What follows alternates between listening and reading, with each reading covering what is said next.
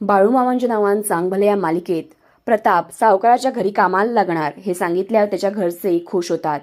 प्रताप कामाच्या पहिल्या दिवशी बाळूमामांच्या तळावर जातो तेव्हा तो मामांना त्याच्या कामाबद्दल सांगतो. मामा त्याला तू काय काम करतोस हे ठाऊक नाही का विचारतात. सावकाराने प्रतापला सामान एका ठिकाणाहून दुसरीकडे न्यायचे काम दिलेले असते. त्यात सोन्याचा ऐवज असतो आणि हे सोनं दरोड्यात लुटलेलं आहे हे बाळूमामा सांगतात. तेव्हा त्याच्या पायाखालची जमीनच सरकते. तो सावकाराला जाऊन मी हे काम करणार नाही, मला दुसरं काम द्या म्हणतो. सावकार त्याला तू गाठोडं खोलून पाहिलं का विचारतो.